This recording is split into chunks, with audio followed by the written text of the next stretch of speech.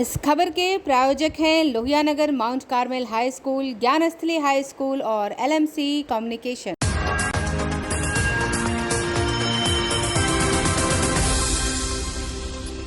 नमस्कार, मैं हूं दिव्या और आप देख रहे हैं आखिर न्यूज 24। आइए सबसे पहले नजर डालते हैं आज के मुख्य समाचारों पर। बिहार आज मना रहा है अपना 111वां स्थापना दिवस, कई कार्यक्रमों का आयोजन।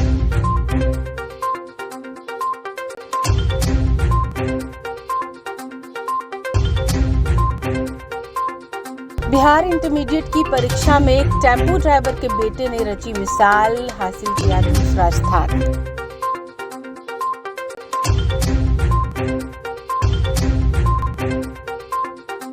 बेमौसम बरसात और ओलावृष्टि से फसलों को क्षति, किसान हुए परेशान।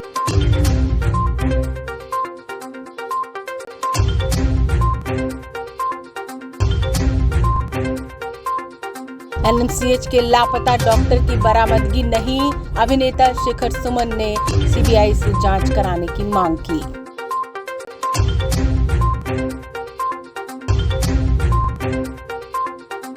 और चैत नवरात्र का आज पहला दिन, मंदिरों में हो रही है पूजा अर्चना।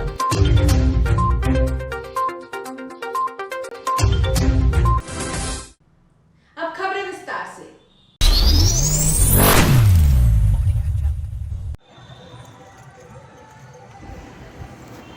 बिहार दिवस के मद्देनजर पटना के गांधी मैदान में कई कार्यक्रमों का आयोजन किया जाना है। साथ ही साथ विभिन्न विभागों के सरकारी स्टॉल भी लगाए जाएंगे। व्यंजन मेला का भी आयोजन किया जा रहा है।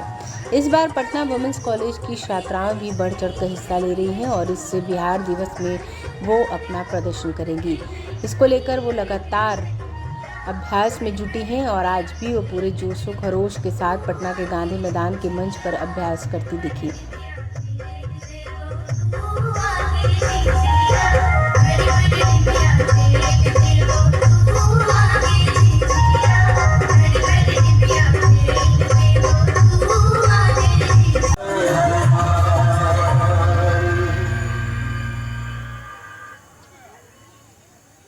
खत्म होने के बाद थोड़ा 1 2 3 4 काउंट कीजिएगा, तुरंत डिस्कस नहीं होना है, ठीक है।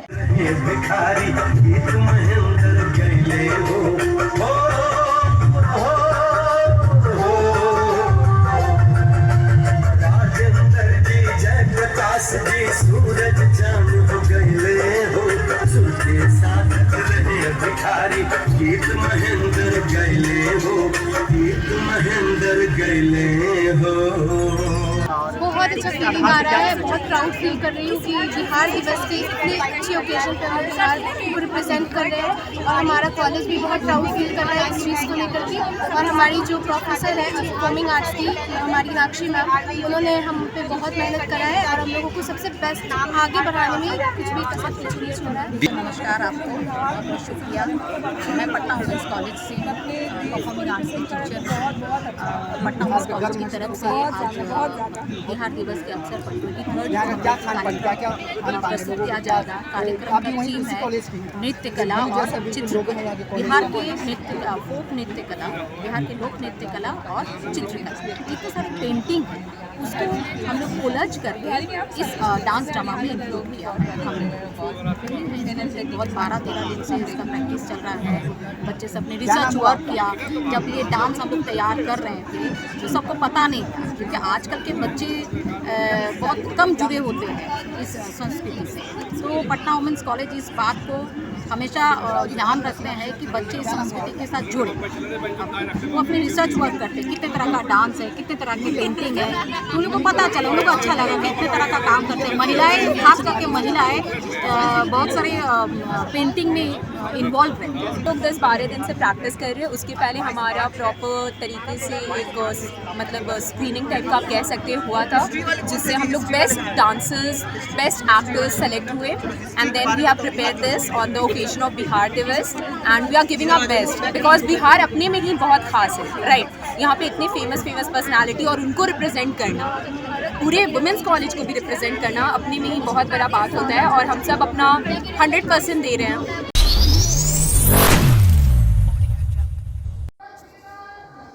औरंगाबाद के दाऊद नगर के दुर्गापत निवासी टेम्पो ड्राइवर संतोष चौरसिया के बेटे शुभम चौरसिया ने बिहार विद्यालय परीक्षा समिति की इंटर विज्ञान परीक्षा 2023 में राज्य भर में दूसरा स्थान लाकर अपने शहर और जिले को गौरवान्वित किया है। शुभम 2021 में मैट्रिक की परीक्षा में भी राज्य भर में 8वें स्थान पर था। इंटरमीडिएट साइंस की परीक्षा में शुभम को 472 यानी 94.4% अंक प्राप्त हुए हैं। शुभम दाऊदनगर के अशोक इंटर स्कूल का विद्यार्थी है। शुभम के पिता संतोष चौरसिया टेम्पो ड्राइवर हैं। वे ऑटो चलाकर अपने परिवार का जीविकोपार्जन करते हैं। टेम्पो चलाकर ही वे अपने बच्चों को शिक्षित बनाने में लगे हैं। शुभम की मां मीरा देवी गृहिणी है। इसकी सफलता से शुभम बेहद खुश है। उसने कहा कि इस परिणाम से वह खुश है और कहा कि मेरे लिए घंटे मायने नहीं रखता, जब भी उनका मन हुआ पढ़ाई की और लेकिन जम कर की।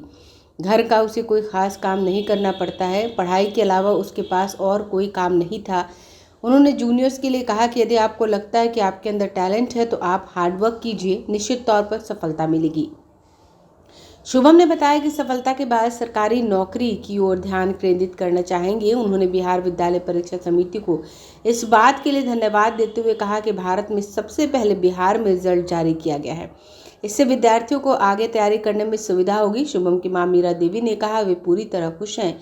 जब भी वह देखती थी वह पढ़ता रहता था। वह पूरी तरह से अपनी पढ़ाई पर ध्यान देता था। वहीं पिता संतोष चौरसिया ने कहा बेटे की सफलता पर गर्व है।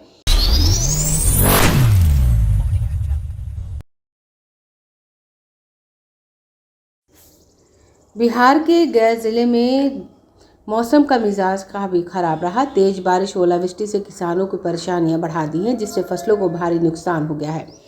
गया जिले के बाराचट्टी प्रखंड के विभिन्न क्षेत्रों में पहले तेज बारिश हुई, उसके बाद जोरदार ओले पड़े। इससे सड़क से लेकर खेतों तक ओलों की सफेद चादर बिछ गई। करीब आधे घंटे से ज़्यादा हुई बर्फबारी से पूरा क्षेत्र शिमला कश्मीर के जैसा नज़ारा बन गया। लोगों ने कुछ देरी के बाद वीडियो और फोटो लेना शुरू कर दिया। खेतों में अधिक मात्रा में ओलावृष्टि होने से रबी फसलों पर नुकसान हुआ है। बाराचट्टी प्रखंड के दिवनिया, झाज, बीबी पेसरा, बुमेर सहित अन्य पंचायतों में बड़े पैमाने पर ओलावृष्टि हुई, जिससे किसानों को पैदा हुआ फसल बर्बाद हो गया। किसानों का सरसों, गेहूं, सब्जी की खेती, चना, प्याज, अरहर समेत अन्य फसलों को भारी नुकसान हुआ।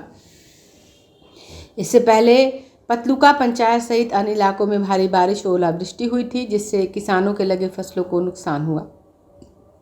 प्रखंड कृषि पदाधिकारी अजीत कुमार ने बताया कि बाराचट्टी प्रखंड के विभिन्न जगहों पर तेज बारिश और ओलावृष्टि से किसानों के फसलों को काफी नुकसान हुआ। इसका आकलन कर वरीय अधिकारियों को रिपोर्ट भेजी जा रही है, ताकि किसानों के हुई फसलों की बर्बादी की भरपाई हो सके।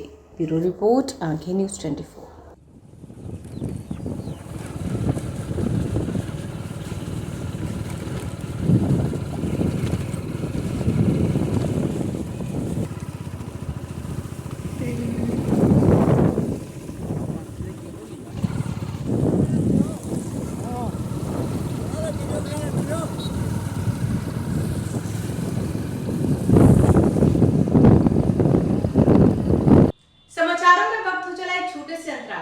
I am Shalini Singh, Principal of Lohianagar Mount Carmel School.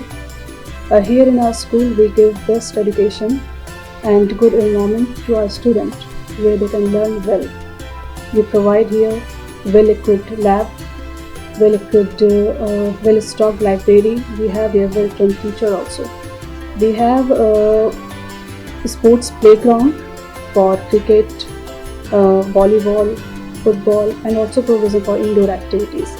So we have here security system, information and communication technology. So we have all facilities here in our school where students feel comfortable and secure.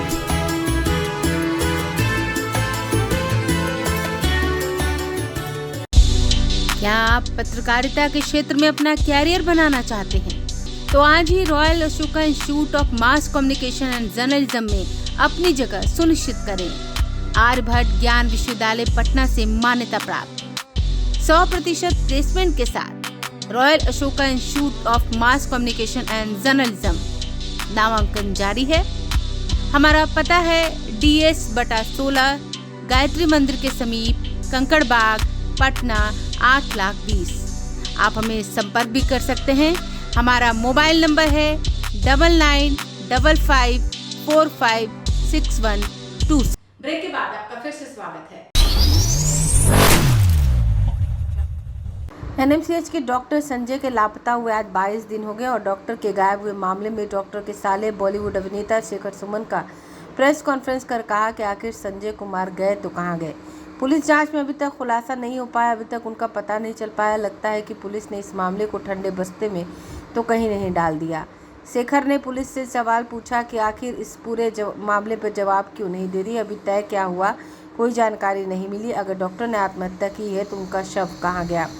Bihar के मुख्यमंत्री और उप मुख्यमंत्री से शेखर सुमन ने appeal की कि इस मामले में खुद अपने स्तर से देखें और अगर पुलिस डॉक्टर का पता लगाने में असफल साबित हो रही तो इस पूरे मामले को सीबीआई को सौंप देने का आग्रह शेखर सुमन ने मुख्यमंत्री और उप मुख्यमंत्री से किया है। डिस्कॉर्ड रहा हो, कोई वैवाहिक जीवन में कलेश, ऐसा कुछ अभी तक उभर के आया नहीं है। कोई फाइनेंशियल डिस्ट्रेस था, डिप्रेशन था, वजह क्या थी अभी कुछ पता चला नहीं। तो दो ही सूरत है, एक तो पर्सनल हो सकता है, एक प्रोफेशनल हो सकता है। तो जिस पोस्ट पे थे हो सकता है उसकी वजह से भी दुश्मनी हुई हो किसी की, ऐसा अनुमान लगाया जा रहा है। पर्सनल लाइफ में मैंने जैसे कहा कि हो सकता है मैरिटल डिस्कॉर्ड रहा हो। बहरहाल जो भी वजह हो, लेकिन जहां से वो गए उसके बाद गए तो कहां गए। आत्महत्या परिजन जो हैं, घर के लोग हैं, करीबी रिश्ता, हम सब लोगों ने बहुत कोशिश की ऊपर नीचे हर जगह से, और लगातार इस पे ये प्रक्रिया जारी भी है। लोग पूरी शिद्दत के साथ इसमें लगे हुए भी हैं, लेकिन इसका कोई सुराग निकल के आ नहीं रहा है। और मुझे ऐसा डर लगा कि शायद जैसे जैसे वक्त गुजरता जाएगा वैसे वैसे ये केस जो है वो सुस्त होता चला जाएगा, फिर कहीं ठंडे बस्ते में डाल न दिया जाए।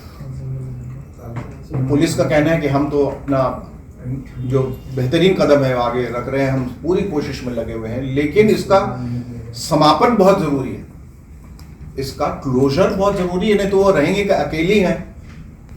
सलोनी जो हैं वो अकेली हमारी बहन यहाँ पर, उनका क्या होगा, फिर आगे की जिंदगी कैसे गुजरेगी। कि इंतजार करते रहें, कि वेट करते रहें कि क्या उनकी तरफ से कुछ आने वाला है निर्णय, ये समझ में नहीं आ रहा है। तो हमारा सिर्फ प्रेस कॉन्फ्रेंस करने का ये ध्येय था, ये उद्देश्य ये था कि ये दबाव बना रहे और इसका कुछ उत्तर ला के वो हमें दें, बताएं। ऐसे कह देने से कि अभी कुछ पता नहीं चला so the case should be shut, वो तो एक्सेप्टेबल नहीं रहेगा, किसी के लिए नहीं रहेगा। और मुझे ऐसा लगता है कि प्रेस की तरफ से, मीडिया की तरफ से जो दबाव बना रहता है तो लोग जो है शायद डर से काम बेहतर करते हैं या करते रहते हैं। नहीं तो ये सब चीज़ें पीछे हमने देखा है छूट जाना। अगर हम जैसे लोग भी जिनकी अपनी एक साख है और हम लोग भी कहीं नहीं हाथ पांव मारने के बावजूद पहुंच पा रहे हैं, तो आम इंसान का क्या होता होगा। लेकिन आश्वासन है, उसके अलावा कुछ नहीं। अब आप सवाल पूछें। ये इसकी पृष्ठभूमि है। ये ऐसा हुआ कि वो 1 मार्च को निकले, 7:42 पे उनका आखिरी कॉल आया। उसके बाद 2 मोबाइल उनके गाड़ी के अंदर मिले, एक चश्मा मिला जो उस जगह नहीं रखा गया जो अमूमन वो रखते थे। उसके बाद से संपर्क टूट गया। कोई सीसीटीवी कैमरा का कोई फुटेज नहीं मिला, कहीं कैमरा ही नहीं मिला। एक कोई कॉन्ट्रैक्टर था प्राइवेट, उसने अपना एक कैमरा लगा रखा था, उससे एक धुंधली सी तस्वीर जो है मिली है जिसमें दिखा एक शख्स जो अपनी गाड़ी से बाहर निकलता है अमुक जगह से फला टाइम पे, और बस वो 4-5 सेकंड का ही फुटेज। उसके बाद वो कहाँ चला जाता है मुजफ्फरपुर की ओर, उसके बाद से कुछ पता नहीं चला है। तो अगर हम ये मान लेते हैं कि ये आत्महत्या का केस है तो वो बॉडी कहाँ गई? अगर वो कूदे तो उसका कोई रिकॉर्ड, कोई सीसीटीवी कैमरा का फुटेज कुछ नहीं है। अगवा किया गया, अगर ऐसा हम मान के चल रहे हैं तो किसने किया, क्यों किया, वजह क्या है, मोटिवेशन क्या है, वगैरह वगैरह से तमाम चीज़ें हैं जिसको हम लोग समझने की और खंगालने की कोशिश कर रहे हैं, लेकिन कोई उत्तर ही नहीं मिल रहा है, कोई जवाब ही नहीं मिल रहा है, कोई तथ्य, कोई सुराग ही नहीं मिल रहा है। तो ये बड़ी हैरानी की बात है कि पटना और इतने लोगों के बीच में कोई भी गवाह नहीं है, साक्ष्य नहीं है, कोई चश्मदीद गवाह नहीं, कोई आई विटनेस नहीं, किसी ने कुछ देखा ही नहीं, इतना सब कुछ हो गया और वो आदमी गायब हो गया। तो हम सब असमंजस में हैं कि सभी चीजों में एक जो सवाल, किसी पे शक है कि कोई दुश्मनी थी या फिर किडनैपिंग का मामला, मतलब कुछ तो ऐसा ज्यादा नहीं, हम लोग अपनी तरफ से क्या, ये तो काम पुलिस का है ना, उनको पता करके बताना है। क्योंकि जहां तक परिवार का सवाल है, मैं तो खैर बहुत दूर रहता हूँ, मैंने भी यहाँ आकर समझने की कोशिश की, भाई होने के नाते, कज़न होने के नाते मेरा फ़र्ज़ बन जाता है कि मैं उनकी मदद करूँ, जितनी मदद कर सकता हूँ करूँ। तो जितना मैं जान पाया हूँ कोई दुश्मनी नहीं थी। मैंने आपको शुरू में बताया कि एक मध्यवर्गीय परिवार में एक शांत स्वभाव के, एक अच्छे नामी गिरामी डॉक्टर, एक अच्छे पोजीशन पे, पद पे, प्रतिष्ठा, सब कुछ, और घर में भी कोई डिस्ट्रेस नहीं। मैंने कहा दोनों बच्चे इतने अच्छा कर रहे हैं, सब लोग खुश थे। फिर अचानक ऐसा क्या हुआ कि वो वहां से, और कुछ चीजें निकल के आई हैं जो मैंने अपने तरफ से पता करने की कोशिश की। वो ये कि कहीं उनको किसी चीज का दबाव था, कहीं से प्रेशर था, कि ये भी पता चला है, एक सुराग ये भी मिला है कि वो मुजफ्फरपुर जा रहे थे जिस एग्जामिनेशन के लिए, वो एग्जामिनेशन था ही नहीं। और कई बार ऐसा हुआ है कि वो गए हैं एग्जामिनेशन के लिए, लेकिन हेल्थ डिपार्टमेंट की तरफ से ये है कि हमने उनको भेजा ही नहीं, तो वो कहाँ जा रहे हैं। लेकिन एक जगह हेल्थ डिपार्टमेंट ने कहा हमने नहीं भेजा, लेकिन वहां के पेपर्स मिले कि वहां वो गए थे बक्सर, तो वहां भी डिस्क्रिपेंसी आ जाती है कि जहां वो कह रहे थे कि वो नहीं गए वहां वो गए थे, और कई जगह जो वो कह रहे थे वो नहीं गए वहां नहीं भी गए थे, लेकिन ये कह के गए थे हम गए। तो क्या कारण क्या हो सकता है ये समझ में नहीं आया। क्या जिस पद पे थे उसकी वजह से, चूंकि एग्जामिनर थे या फार्माकोलॉजी के हेड ऑफ डिपार्टमेंट थे, उससे उनके कई लाइसेंसेस उनके हाथ में थे अस्पताल का सुचारू रूप से चलने देने के लिए या रोकने के लिए, क्या वजह है। फिलहाल जो भी वजह हो, मैं ये कह रहा हूं कि कुछ तो लीड अब तक मिल जाना चाहिए। 22 दिन हो गए, 22 दिन, कोई लीड अभी तक नहीं। पुलिस प्रशासन ने उनका ये कहना है इस पे काम कर रहे हैं, लेकिन एक जिस अवस्था में हम लोग, इतनी बड़ी त्रासदी हुई, मुझे ऐसा लगता है कि उनकी तरफ से आश्वासन तो ठीक है, लेकिन अपडेट करते रहना भी बहुत जरूरी है।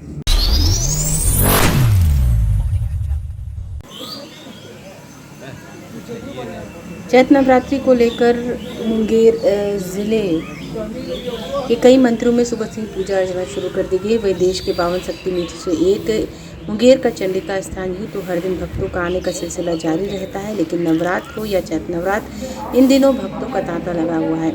ऐसी मान्यता है कि या जो भी भक्त सच्चे हृदय से माँ से कुछ भी मांगते हैं, माँ उसे अवश्य पूर्ण करती है। मान्यताओं के अनुसार यहाँ पर माँ सती का बायां नेत्र गिरा था, इस कारण यहाँ नेत्र की पूजा की जाती है। और ऐसी आस्था है कि यहाँ के अखंड दीप से निकलने वाले काजल को अगर कोई भक्त अपनी आंखों में लगाता है, उसकी आंखों की सारी परेशानी दूर हो जाती है। इस चैत्र नवरात्रि में जय माँ की विशेष पूजा भी की जाती है। भक्तों के द्वारा सुबह से ही लाइन में लगकर माँ के दर्शन और पूजा अर्चना की जाती है।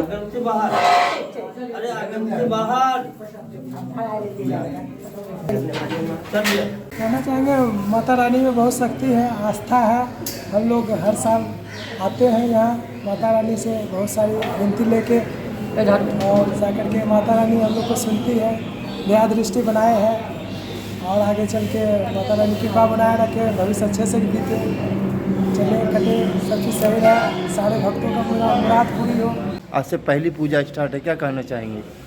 मैं आई हूँ मैया का दर्शन करने। हम लोग का हिंदू का नववर्ष है, हम लोग नववर्ष मना रहे हैं अपना। हम हैप्पी न्यू ईयर नहीं मनाते हैं, अपना नववर्ष मनाते हैं। आज से पहली पूजा स्टार्ट है, आज चंडिका माँ के दरबार पे क्या मान्यता है? आज से शैलपुत्री जो चैती दुर्गा, क्या मान्यता है? रक्षा करने वाली माता है, और मैं क्या बोलूँगी, सबका कल्याण करती हैं वो। पहला पूजा है आज। क्या करना चाहेंगे? इस नवरात्र का बहुत बड़ा महत्व है, क्योंकि इस बार है जो नवरात्र नहीं, यहाँ से नया साल हिंदू धर्म का नवरात्र का बसंती नवरात्र इसको कहा जाता है। इसमें मतलब ये माता आने से सारे संसार का भला होता है, और खासकर किसान लोगों को ये बहुत बड़ा पर्व माना जाता है, क्योंकि नए नए जो फल वगैरह होते हैं, अनाज होते हैं, ये बसंती इसीलिए नाम रखा गया। और एक बार फिर नजर डालते हैं आज के मुख्य समाचारों पर। बिहार आज मना रहा है अपना 111वां स्थापना दिवस, कई कार्यक्रमों का आयोजन।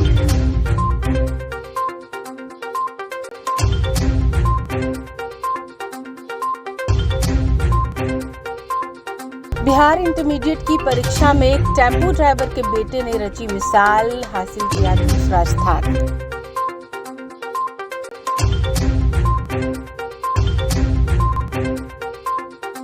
बेमौसम बरसात और ओलावृष्टि से फसलों को क्षति, किसान हुए परेशान।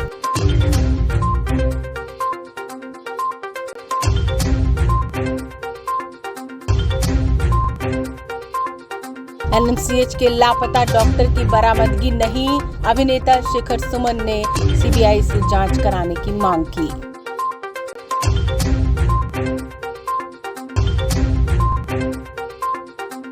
और चैत नवरात्र का आज पहला दिन, मंदिरों में हो रही है पूजा अर्चना।